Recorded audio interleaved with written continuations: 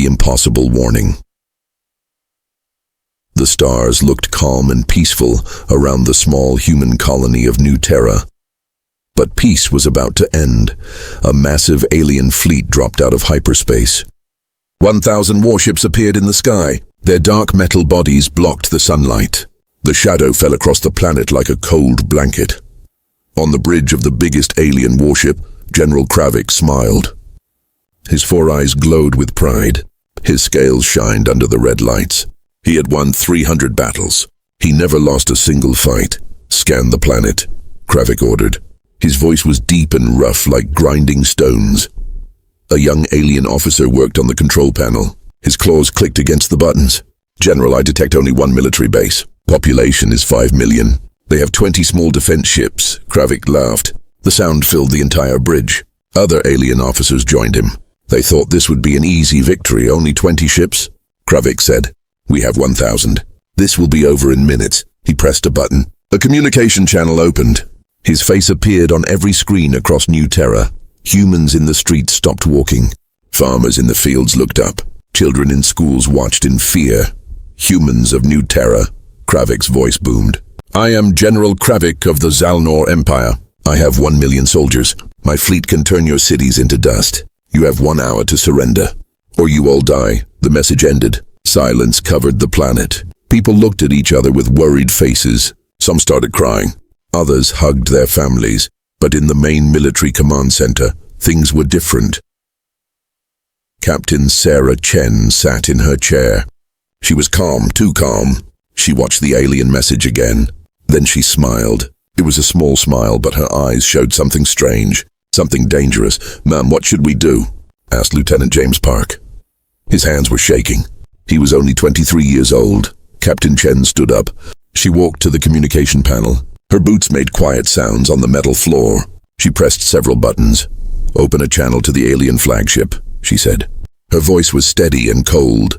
The bridge crew looked at her with surprise. Was she going to surrender? Kravik's face appeared on the screen. He was still smiling. "Ah, a human leader. Have you decided to surrender?" Captain Chen looked directly into his 4 eyes. She did not blink. She did not look afraid. "General Kravik," she said slowly. "You say you have 1 million troops. That's good." Kravik's smile grew bigger. "So you understand you cannot win?" Captain Chen's smile grew too. But it was not a happy smile. It was the smile of a hunter who sees trapped prey. "Oh, I understand perfectly," she said. "You have 1 million troops. That's excellent. Because I have 1 million targets." The smile disappeared from Kravik's face. His eyes narrowed. "What did you say?" "You heard me correctly," Captain Chen replied. 1 million targets. Thank you for making my job easier." Kravik stared at her. Was this human insane? He had a massive fleet. He had 1 million trained warriors. This tiny human colony had almost nothing. "You dare to threaten me?" Kravik shouted. His voice shook with anger. "You have 20 small ships. You have 1 military base. You are weak." Captain Chen tilted her head slightly. She looked almost amused. "Is that what your scans told you? Interesting. My scans are never wrong." Kravik roared. "Then you should scan again," Captain Chen said quietly. "This time scan more carefully." She reached toward her control panel. Her finger moved toward a single red button. The button looked simple, normal, but something about the way she looked at it made Kravik feel uncomfortable. "What are you doing?" he demanded. "I'm showing you what you missed," Captain Chen said. She pressed the button. For 3 seconds, nothing happened. Kravik laughed again. "Your tricks cannot—" Then the lights started appearing. All around New Terra, thousands of lights turned on. They came from the mountains, from the forests, from the oceans, from the cities, even from space stations hidden in the asteroid belt. Kravik's officer screamed. "General, new contacts, thousands of new weapon signatures. They were hidden from our scans." The general's face turned pale. His scales lost their shine. He watched as more and more lights appeared on his tactical display. Hundreds, thousands, tens of thousands. "That's impossible," he whispered. Captain Chen leaned forward. Her smile was gone now. Her face was serious. Her eyes were cold as ice. "Let me tell you something about humans, General," she said softly. "We don't have armies. We are the army. Every single one of us. The screen went black. Kravik stood frozen in his command chair. His million troops suddenly didn't seem like enough, not nearly enough. The hidden truth. General Kravik stared at his tactical screen. His 4 eyes could not believe what they were seeing. Red dots covered the display like stars in the night sky. Each dot was a weapon. Each dot was a threat. Rescan the planet. He shouted, "Now!" The young officer's claws moved quickly across the controls. Sweat dripped from his scaled forehead. "Scanning again, General. Results coming in." "Oh no. What? What is it?" Kravik demanded. "General, the numbers. They keep going up. Every building has weapons. Every vehicle has weapons. Even their farming machines have hidden guns." Kravik grabbed the officer's shoulder. "That's impossible. Our intelligence said this was a peaceful colony. Farmers and families, not soldiers." Another officer spoke up. Her voice was shaking. "General, I'm detecting something else. Every adult human on this planet has military implants, combat training chips, weapon skills stored in their brains." Kravik felt cold fear creep up his spine. "All of them, even the civilians." "General," the officer said quietly, "I don't think they have civilians." On New Terra, Captain Chen walked through the command center. Her officers were working at their stations, but she could see them smiling now. The fear was gone. "Lieutenant Park," she called out. "Open planet-wide communication." "Yes, ma'am." "Channel open." Captain Chen pressed a button on her wrist device. Her voice went to every human on New Terra, to every home, every street, every farm. "Citizens of New Terra," she said. "This is Captain Chen. You will know the drill. Code Phoenix is active. I repeat, Code Phoenix is active." Across the planet, something remarkable happened. In a small farm outside the main city, an old man named Thomas was feeding his chickens. He was 70 years old. His hair was white. His back was bent from years of work. When he heard the message, he stopped. He smiled. "Phoenix, eh?" he said to himself. "Been a while." He walked to his barn. Inside, he moved some hay from the floor. Underneath was a metal panel. He pressed his hand against it. The panel beeped and slid open. Inside was a combat suit and a plasma rifle. Both looked brand new. Thomas put on the suit. It fit perfectly. His bent back straightened. His old eyes became sharp and focused. He picked up the rifle like he had used it yesterday. In fact, he had used it 30 years ago in the border wars. "Still got it," he said with a grin. In the city, a school teacher named Maria was teaching math to her students. She was young, only 28. She wore glasses and a kind smile. When the message came, she calmly saved her lesson on the board. "Children," she said gently, "remember what we practiced. Go to the safe bunkers. Your parents will meet you there." The children nodded. They were calm too. They had practiced this many times. They left the classroom in neat lines. When they were gone, Maria removed a panel from her desk. Inside was a sniper rifle and tactical gear. She changed her clothes quickly. The kind teacher disappeared. In her place stood a sharp-eyed marksman who once held the record for longest confirmed kill.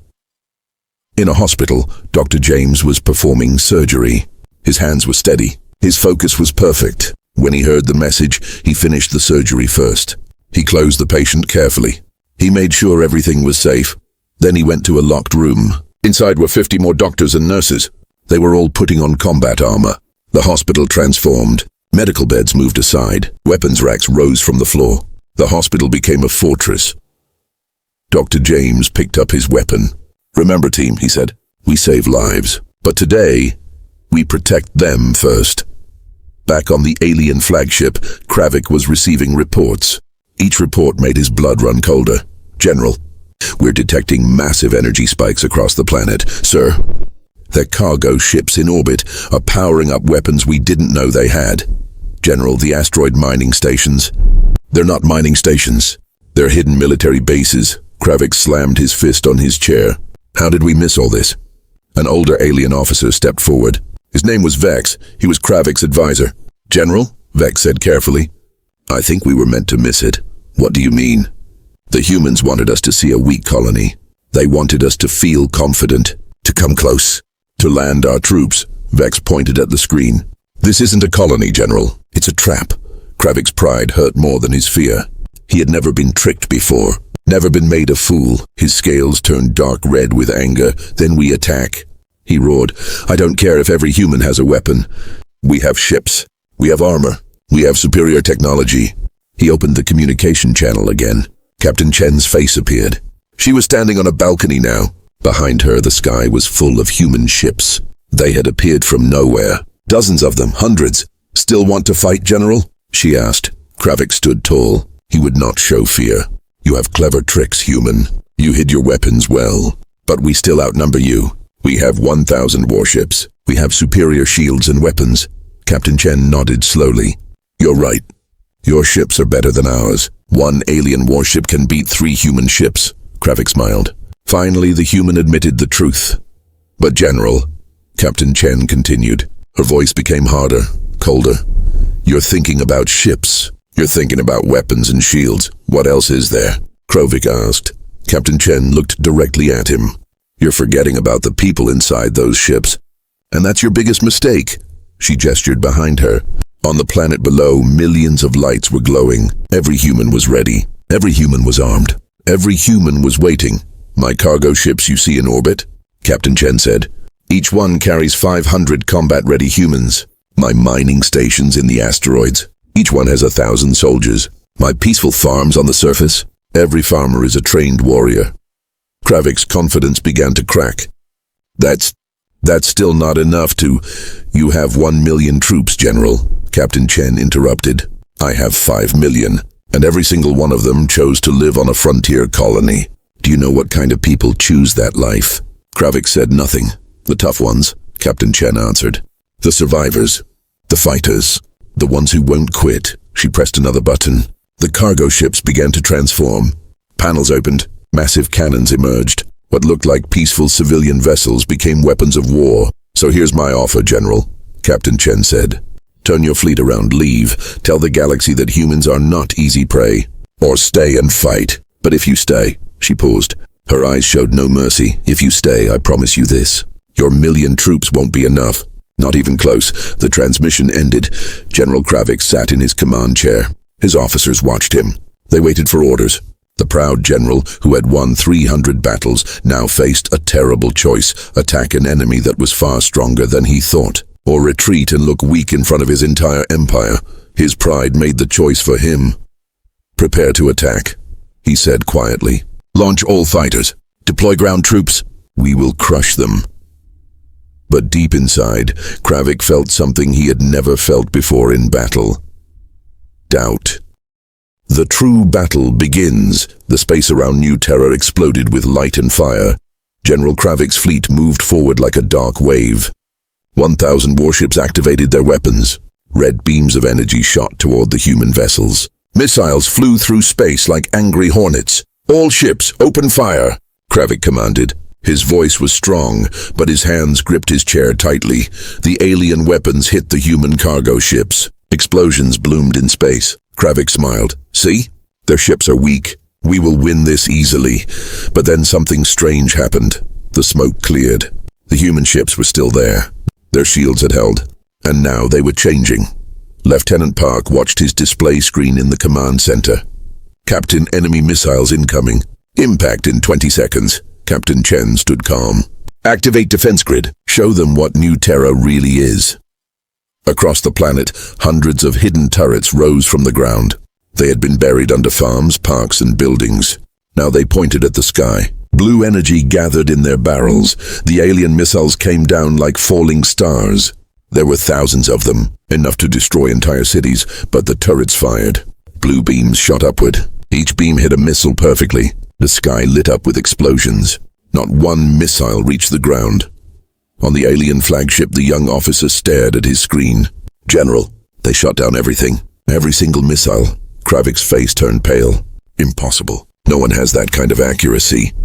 "Sir, scanning their defense system now. It's controlled by artificial intelligence. Military-grade AI. Each turret has its own smart computer." Kravik slammed his fist down. "Fire again. More missiles. Overwhelm their defenses." Another wave of missiles launched. 5,000 this time. They filled the sky like a metal rain. The defense turrets fired again. Blue beams cut through space. Missiles exploded one after another. The AI calculated every shot perfectly.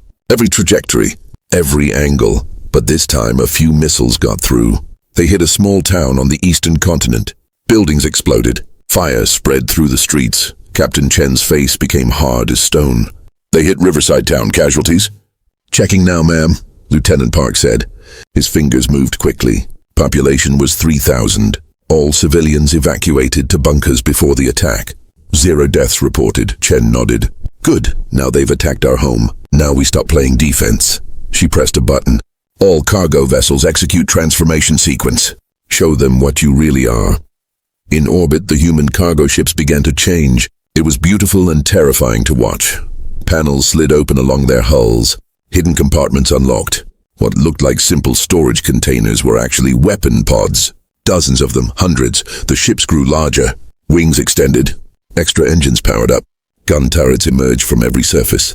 In 30 seconds, peaceful cargo vessels became deadly warships. Sir, the alien officer screamed. The human ships. They're military vessels. They were disguised. Kravik watched in horror. 20 human ships had become 20 warships. And they were powerful. Each one had weapons that matched his best cruisers. How did we not see this? Kravik whispered. Captain Chen's voice came over the communication channel. You saw what we wanted you to see, General. Humans learned long ago, the best weapon is surprise. The human warships opened fire. Blue plasma beams cut through space. They hit alien shields with tremendous force. 3 alien ships exploded immediately. 5 more lost their shields. The human ships moved fast, dodging return fire with incredible skill. Evasive maneuvers. Kravik shouted. All ships, scatter formation. But the human ships were faster. They moved like dancers in space, spinning, dodging, firing with perfect accuracy. Inside one human warship called the Phoenix, Commander Marcus Lee smiled. He was 50 years old. He had fought in 7 wars. His hands moved across the controls like a pianist playing music. Target the flagship's left engine, he said to his crew. 2-second burst. Make it count. Yes, sir, his gunner replied. Blue plasma shot out. It hit exactly where Marcus wanted. The alien flagship shook. Sparks flew from damaged systems. On another human ship called the Ranger, young pilot Amy Torres flew between 2 alien cruisers. She was only 25, but she flew like she was born in space.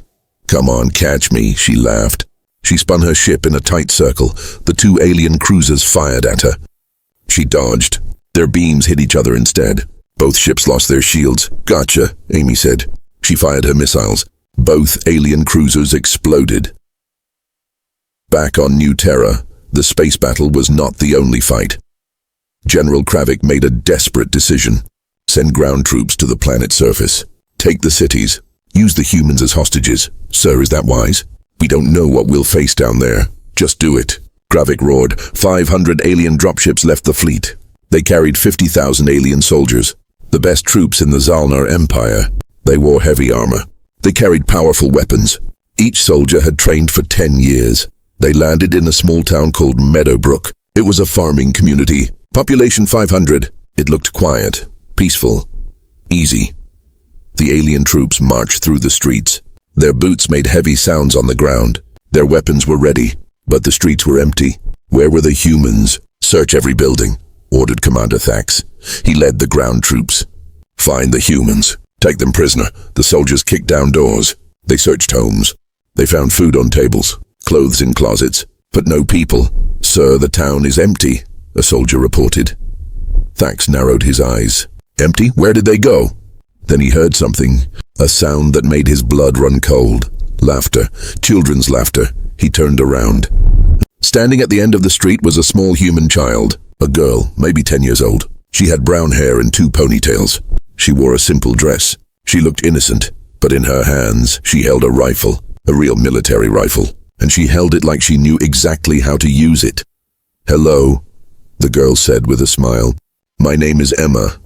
My grandfather taught me to shoot when I was 5 years old. Thax raised his weapon. Little human, put down that gun. We don't want to hurt you. Emma's smile didn't change. That's funny. I was about to say the same thing.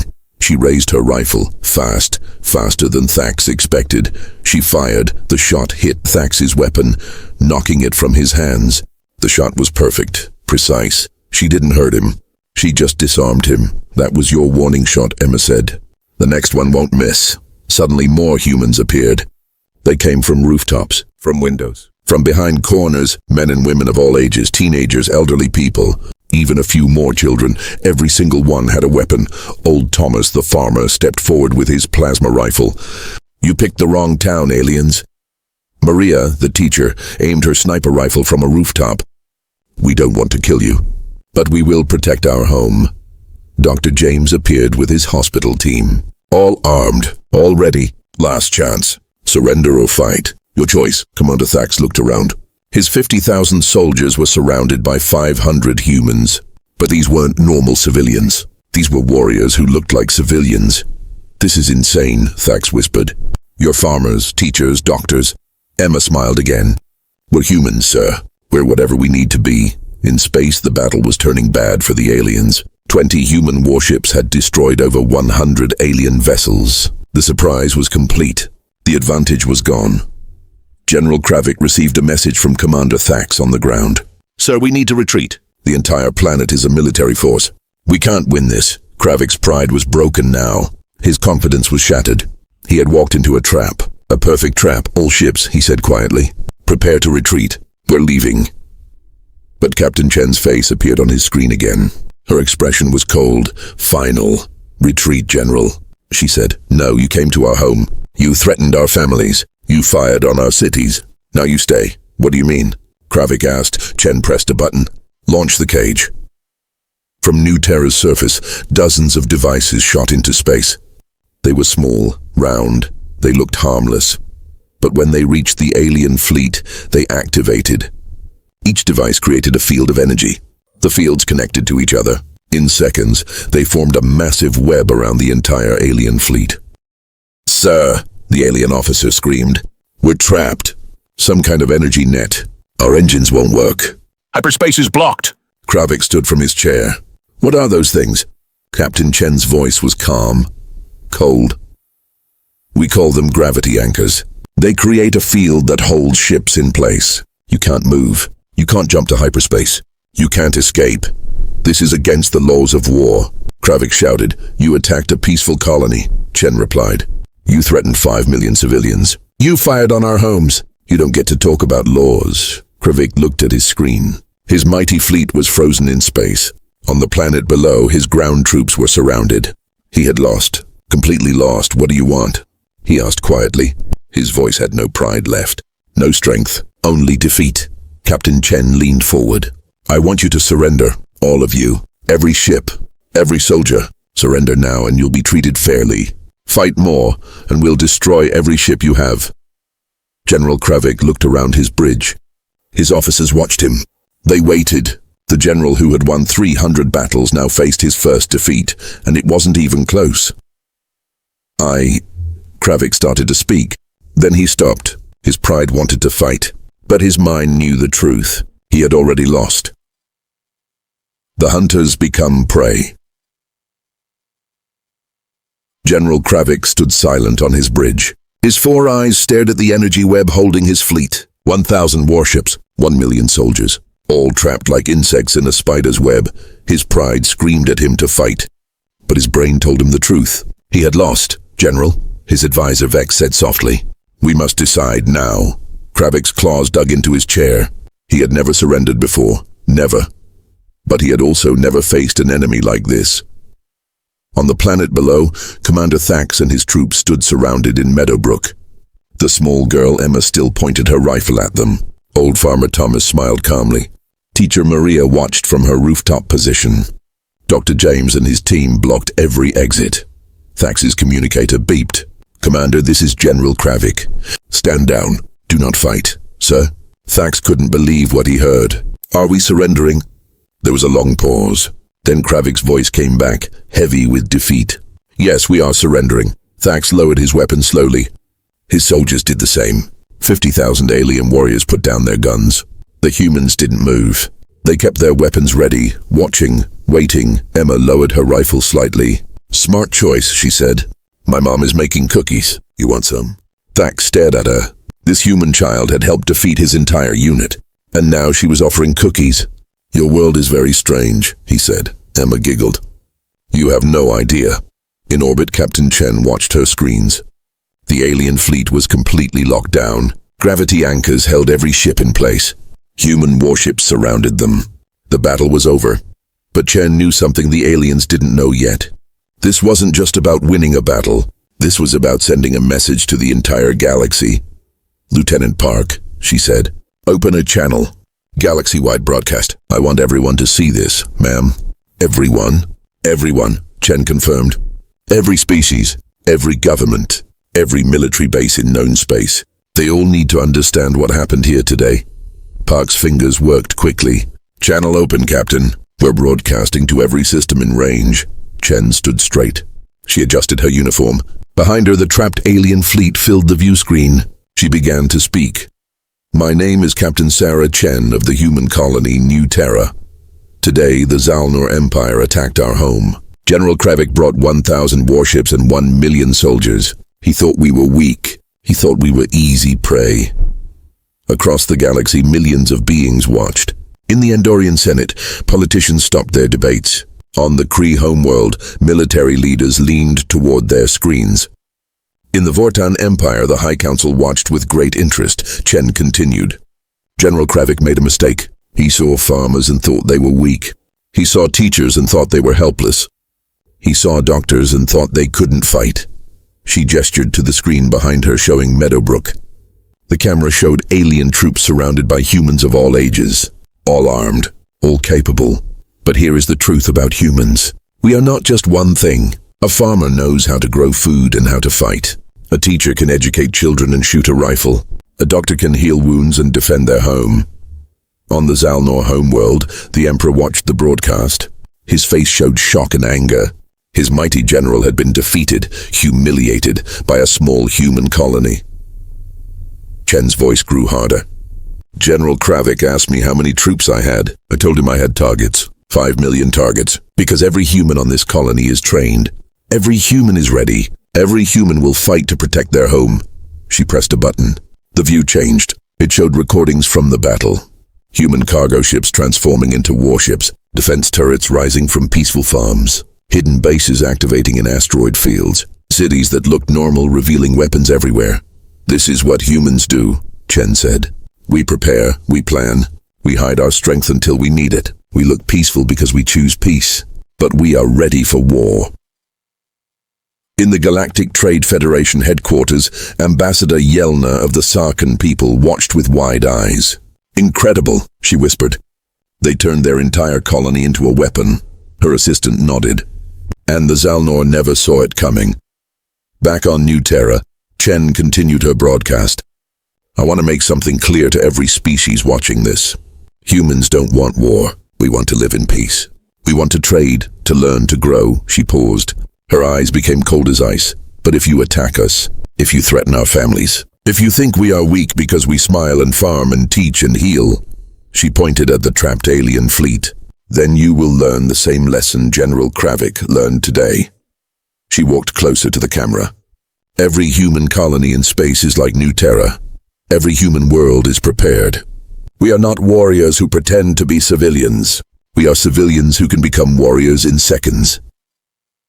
On Kravik's flagship, the general watched the broadcast with growing horror. She was telling the entire galaxy how badly he had failed, how completely he had been fooled. Chen's broadcast continued. "Some of you might think this makes humans dangerous. You're right, we are dangerous, but only to those who attack us first." She smiled slightly. "We prefer to trade. We prefer to talk. We prefer to solve problems with words and cooperation. But we are ready for the alternative." The view changed again. It showed the gravity anchors holding the fleet. It showed human warships in perfect formation. It showed millions of armed humans on the planet below. "General Kravik's fleet is now our prisoner," Chen said. "His troops have surrendered. We will treat them fairly. We will feed them. We will respect them. Because that's what civilized people do." She leaned forward. "But we won't forget. And we won't let them leave until the Zalnor Empire agrees to peace. Real peace, not the kind that breaks when you think you found weak prey." On the Zalnor homeworld, the Emperor stood up angrily. "This is humiliation. She dares to make demands." His advisor, an old Zalnor named Merc, spoke carefully. "Your Majesty, she has 1,000 of our ships. 1 million of our soldiers. Perhaps we should listen." "Never," the Emperor roared. Merc touched a control panel. "Then watch this, Your Majesty." A tactical display appeared. It showed New Terra, but it also showed something else. 50 other human colonies, all of them showing the same readings. Hidden weapons, military training, defense networks, Your Majesty, Merc said quietly. New Terra is not unique. All human colonies are like this. If we go to war with humanity, we will face this kind of trap everywhere. The Emperor sat down slowly. His anger became fear. Back on New Terra, Chen finished her broadcast. This message goes to all species in the galaxy. Humans are your friends. We want peace. We want cooperation. But never mistake our kindness for weakness. She pressed a button. The view behind her showed Earth in the distance. Beautiful, blue, peaceful. We come from a world where we fought each other for thousands of years. We learned every way to make war, every tactic, every strategy, every trick. She looked directly at the camera. And then we decided to work together instead. We chose peace among ourselves. We took all that knowledge of war and buried it deep. Her voice dropped lower, dangerous. But it's still there, always there, ready when we need it. The broadcast showed one final image. A human family, parents and 2 children. They were having a picnic, smiling, laughing, happy. Then the view pulled back. The family was sitting on a field, but buried under that field was a military bunker, weapons storage, defense systems, all hidden under the peaceful grass. This is humanity, Chen said. Peace on the surface, war buried below. We pray we never need to dig it up. But if you force us to... The screen went black except for her face. Well, just ask General Kravik how that worked out. The broadcast ended. Across the galaxy, the message was received, loud and clear. In the Andorian Senate, they immediately voted to increase trade with human colonies. Better to be friends than enemies. On the Kree homeworld, military plans to expand toward human space were cancelled. The generals decided to expand in a different direction. In the Vortan Empire, the High Council sent a message to all human colonies. The Vortan people wish friendship and peace with humanity. And on dozens of other worlds, the same decision was made. Humans were not prey. Humans were not weak. Humans were not to be attacked. On the Zalnor homeworld, Emperor Tor sat in his throne room. He was angry, embarrassed. His pride hurt terribly, but he was not stupid. Send a message to this Captain Chen, he said quietly. Tell her the Zalnor Empire wishes to negotiate peace. Your Majesty, Merc said carefully. That will make us look weak. Emperor Tor looked at the tactical display, at his trapped fleet, at his surrounded soldiers. Merc, we already look weak. At least this way, we get our people back alive. On New Terra, Captain Chen received the message. She read it carefully. Then she smiled. Lieutenant Park, prepare to receive a delegation from the Zalnor Empire. Set up a meeting room. Make it nice, professional. Yes, ma'am. Are we winning, Captain? Chen looked out at the stars, at the trapped alien fleet, at her planet full of strong, capable humans. Yes, Lieutenant. We're winning. But more importantly, we're teaching. Teaching what, ma'am? Chen's smile grew. Teaching the galaxy that humans are not to be trifled with. We're kind until you're cruel. We're peaceful until you're violent. We're weak until you attack us. She turned to look at Park. And then, we're the most dangerous thing you've ever faced. On Kravik's flagship, the general sat alone in his quarters. His pride was destroyed. His reputation was ruined. He had lost everything, but he was alive. His soldiers were alive. And slowly he began to understand something. These humans could have killed them all. They had the power. They had the weapons. They had the advantage, but they chose mercy instead. Kravik remembered Chen's words. We will treat them fairly, because that's what civilized people do. For the first time in his military career, General Kravik felt respect for his enemy. Maybe, he thought, there was something to learn from these strange, dangerous, merciful humans. Maybe the galaxy learns. 3 days passed since the battle ended. The alien fleet remained frozen in space, held by the gravity anchors. But things were changing. Captain Chen walked through the prisoner camp on New Terra's surface. It wasn't like a normal prison. The alien soldiers had tents, food, and medical care. Human doctors treated their wounded. Human cooks made food they could eat. Commander Thax watched her approach. He stood straight, even though he was a prisoner. Captain Chen, he said respectfully. Commander, Chen nodded. How are your troops? Thax looked confused. Why do you care? We attacked you. We tried to conquer your world, Chen smiled slightly. You were following orders. Your general made a bad choice. That doesn't mean you deserve to suffer. She gestured around the camp. We give you food, water, shelter, medical care. That's who we are. We fight hard, but we don't torture prisoners. Thax was quiet for a moment. In the Zalnor Empire, prisoners are treated badly, kept in cages, given little food. I expected the same from you. Then you expected wrong, Chen said. Humans believe in something called dignity. Every being deserves basic respect, even enemies. A young alien soldier approached nervously. He was barely an adult. His scales were still bright with youth. Excuse me, Captain. My name is Krev. I wanted to say thank you. For what? Chen asked. Your doctors saved my life. I was wounded in the battle. They could have let me die, but they treated me like I was one of their own. Krev's eyes showed gratitude. Why? Chen put her hand on his shoulder gently. Because a doctor's job is to heal, not to judge. Our doctor doesn't care if you're human or alien. If you're hurt, he helps. Krev looked down. I joined the military because I was told humans were weak, inferior. That conquering you would be easy and honorable. He looked up at Chen. I was lied to. Yes, Chen said simply. You were. Thax stepped forward. Captain, when will General Kravik meet with your leaders? We've been waiting 3 days. The Zalnor Emperor arrives tomorrow, Chen replied. He's coming himself. To negotiate peace in person. Thax's eyes went wide. The Emperor, here. Apparently, we made quite an impression. Chen smiled. In space, on the alien flagship, General Kravik stood before a communication screen. Emperor Tor's face filled the display. The Emperor looked old and tired.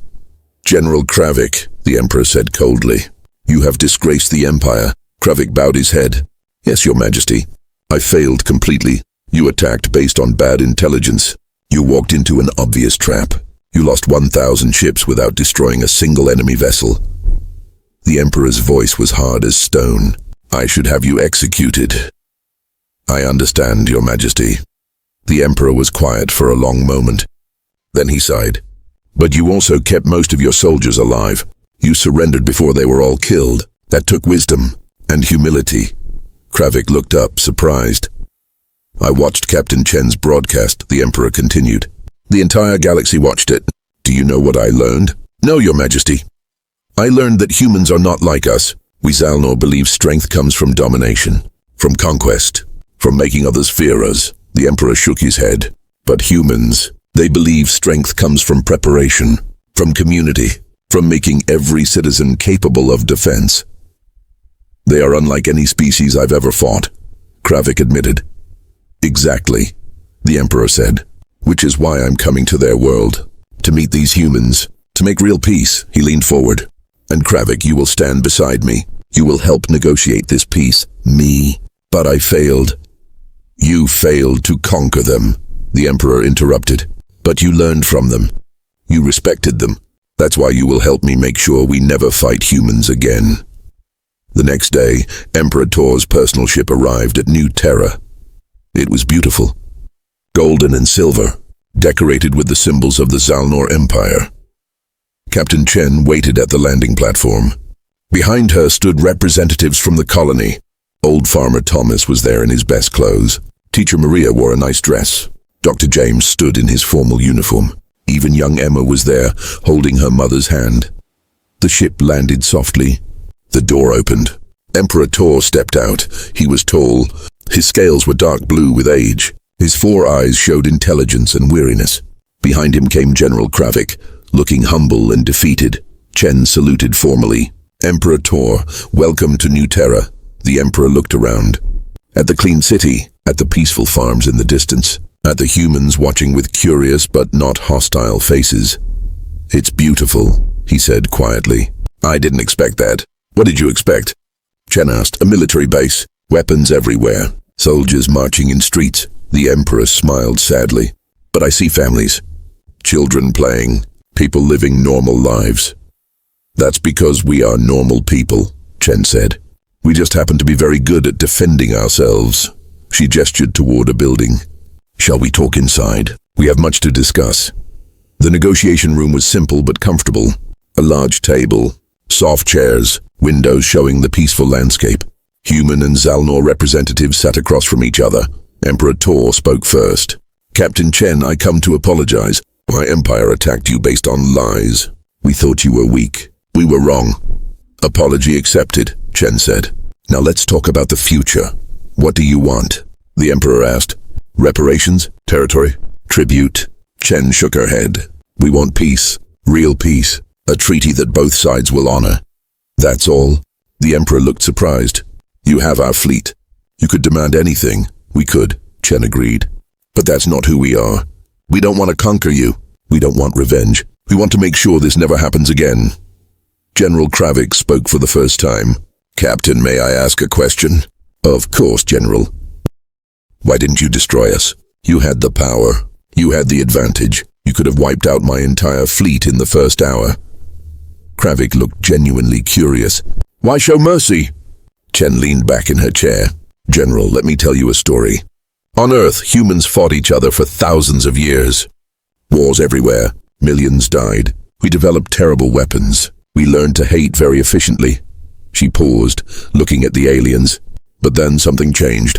We realized that winning wars didn't solve problems. It just created new problems. Dead enemies become martyrs. Conquered people become rebels. Fear breeds more fear. So what did you do?" Emperor Tor asked. "We learned a better way," Chen said. "We learned that the best way to end conflict is to turn enemies into partners. To show strength but also show mercy. To win the battle but not crush the spirit." Old Thomas spoke up. "I fought in the border wars 30 years ago. We defeated the Centauri coalition. But instead of destroying them, we helped them rebuild. We traded with them. We became friends. And now," Maria added, "the Centauri are our strongest allies. They help protect human colonies. They trade with us freely. They trust us." Emma raised her small hand. "My teacher says that making friends is better than making enemies. Even if you win the fight." The aliens were quiet. This philosophy was strange to them. Foreign Emperor Tor finally spoke. "In Zalnor culture, we believe mercy is weakness. Showing kindness to enemies encourages more attacks." "Has that belief made you safer?" Chen asked gently. "Or has it made you more enemies?" The emperor thought about this. The Zalnor Empire had enemies everywhere. Dozens of species feared them, hated them, plotted against them. "We have many enemies," he admitted quietly. "Because you rule through fear," Chen said. "Fear works for a while, but eventually someone becomes brave enough to challenge you. Then you fight again and again. It never ends. What's your alternative?" General Kravik asked. Chen smiled. "Rule through respect. Treat others fairly. Be strong enough that no one wants to attack you, but kind enough that no one wants to." She stood and walked to the window. "Look at New Terra. We're strong. Very strong. You learned that the hard way. But we're also kind. We help our neighbors. We trade fairly. We treat prisoners well." She turned back to the aliens. "That's why we have allies across the galaxy. Species that fight beside us. Not because they fear us, but because they trust us." Dr. James added, "When we treat wounded enemy soldiers with the same care as our own people, those soldiers remember.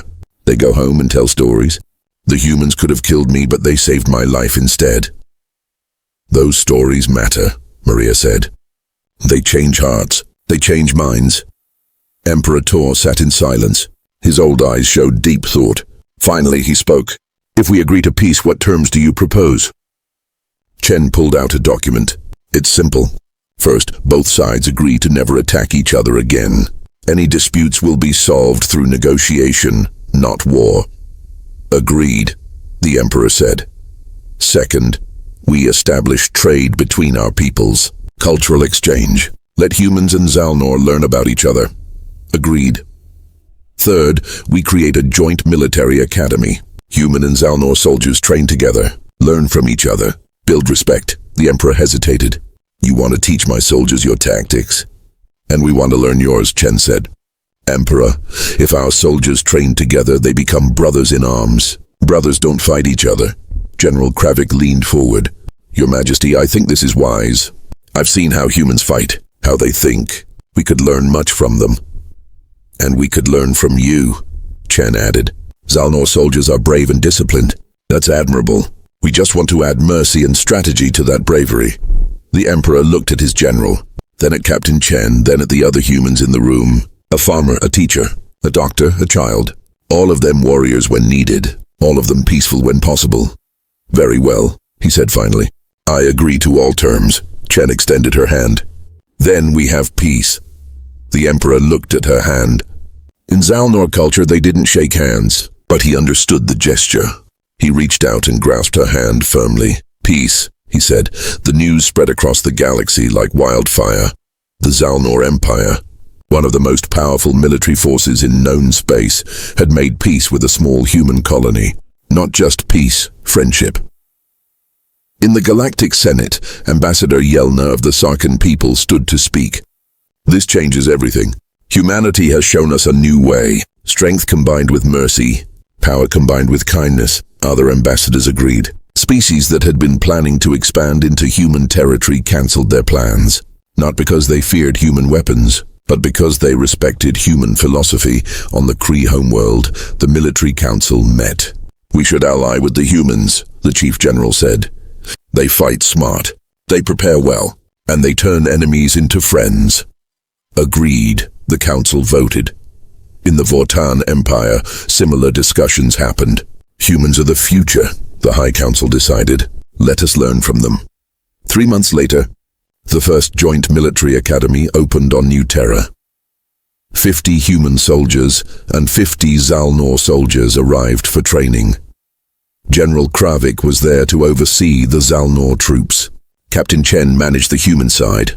On the first day, both groups stood apart, eyeing each other with suspicion. The humans remembered the attack. The Zalnor remembered their defeat. Chen spoke to everyone. "I know there is tension. I know there is distrust. That's natural. But we're not here to remember the past. We're here to build the future." General Kravik stepped forward. "Captain Chen defeated me in battle. She defeated me completely. I was humiliated." The Zalnor soldiers looked uncomfortable. Their general was admitting weakness. "But then," Kravik continued, "she taught me something more important than tactics. She taught me that true strength includes mercy. That real victory means making allies, not corpses." He looked at Chen with respect. "I came to New Terra as an enemy. I leave as a student, and possibly as a friend," Chen smiled. "General, the galaxy is big. There are real threats out there. Species that want to destroy, not build. Conquer, not cooperate." She gestured to all the soldiers. "If we work together, human and Zalnor, we can protect each other. We can defend the innocent. We can make the galaxy safer." Kravik nodded. "Together, we are stronger." The training began. It was hard.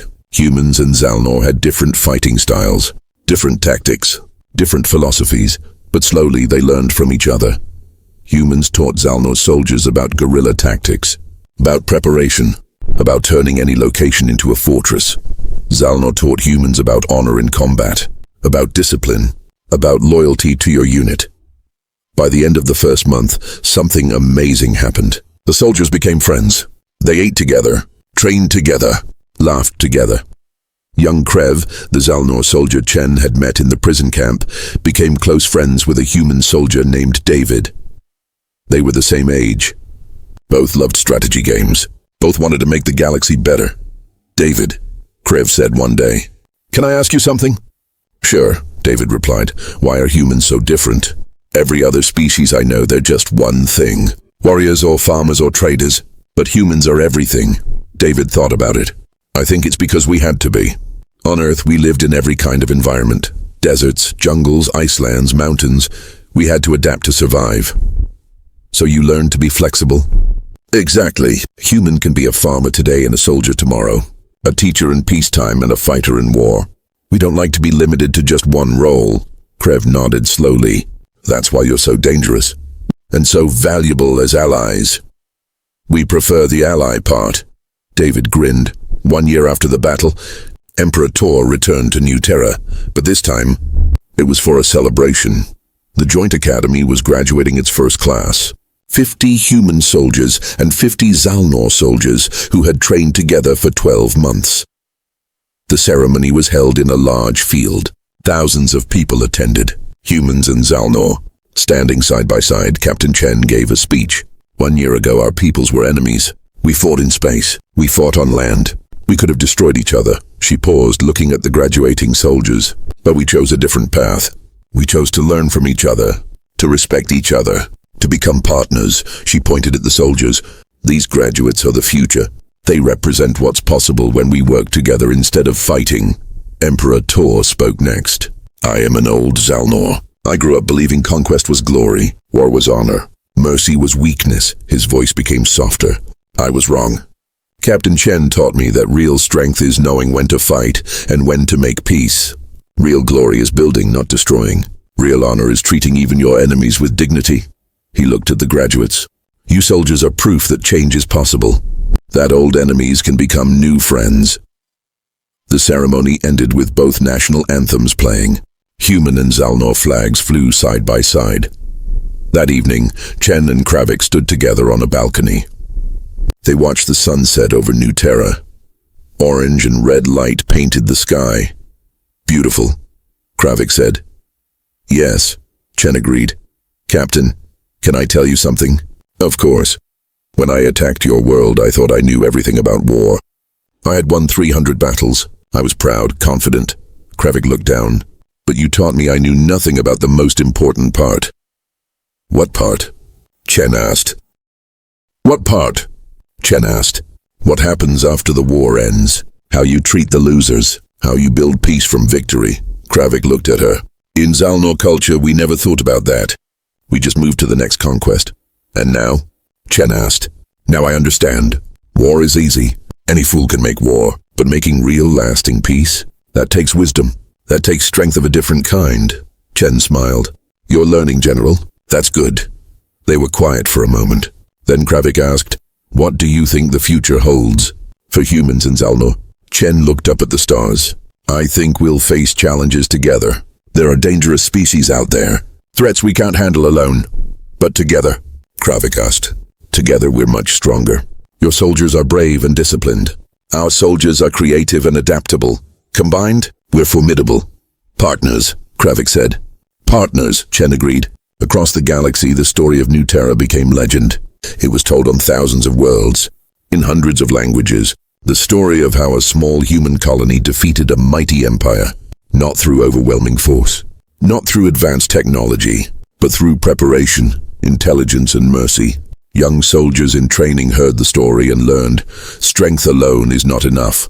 You must be strong and wise, powerful and kind, ready for war but hoping for peace. Diplomats heard the story and learned, the best victory is turning enemies into allies. The best conquest is winning hearts, not just battles. Leaders heard the story and learned. True power comes not from how many you can destroy, but from how many you can protect. How many you can help, how many you can inspire. And in the records of the Galactic Federation, a new entry was made. Humanity, classification, peaceful but dangerous. Approach with respect. Do not mistake kindness for weakness. Do not assume vulnerability. Every human civilian is a potential soldier. Every human colony is a potential fortress. They prefer trade and friendship, but they are always ready for war. Recommendation, allied status.